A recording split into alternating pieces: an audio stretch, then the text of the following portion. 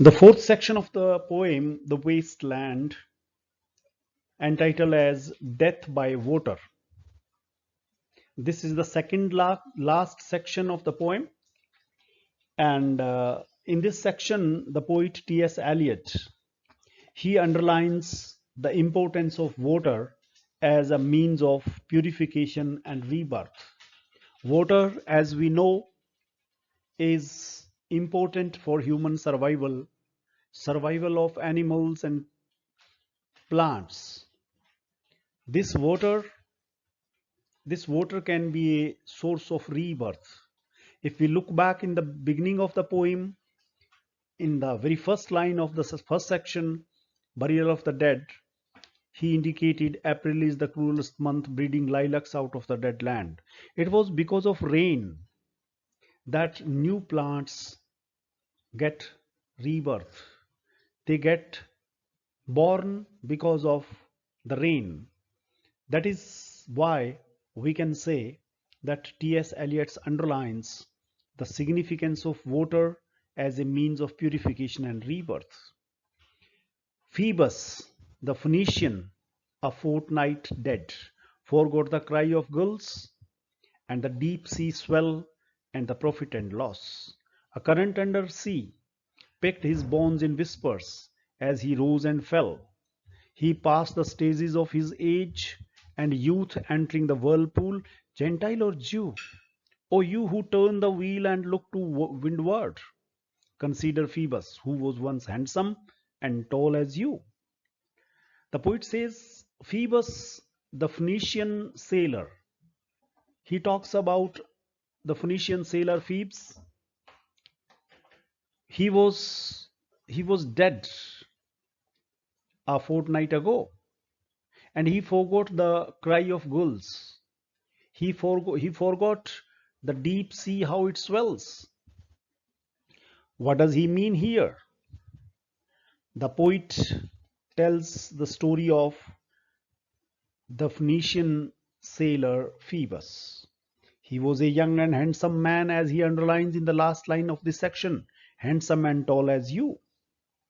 He was a handsome sailor, but he drowned. How he drowned? He drowned in water. He was a sailor and he was busy in his business. A fortnight dead, he forgot. After his death, he cannot remember how the gulls cried. He cannot remember how the waves of water rose with a sound. He does not remember what was his profit and what was his loss. In these three lines, Eliot wishes to underline that we human beings, what we do, we try to get engrossed in our business. We are deeply in our business. We are deeply drowned in our business. We do not remember anything. We do not have any time for spirituality. We do not have any time to think about our soul. We do not have any time to think about God or to remember God. Eliot says that the famous sailor, all the time he was busy in his business, and now he is dead 15 days ago, and he doesn't remember anything. Sab dunya ki kamai, profit and loss, they remain behind, and he is dead. How he is dead? A current under sea picked his bones in whispers.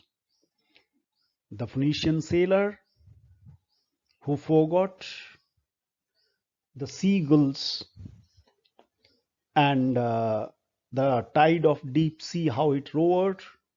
He forgot his profit and loss, and he forgot all his accounts of business. The undercurrent of the sea water caught him, and his bones were caught in the whispers. उसकी हड्डियां फंस गई पानी के जंजाल में. And he rose and fell with the flow of water. कभी पानी के सरफेस के ऊपर आया तो कभी पानी के नीचे गया. And he was drowned. He passed the stages of his age and youth, entering the whirlpool. सब जवानी बुढ़ापे जी लिए, and now he is in the water. He got drowned in water. He rose and fell in the waves. He passed the stages of old age and youth till he was eaten away by whirlpool of death. What does he mean? He means that death is the eternal truth and nobody can escape it. If we want to get rebirth,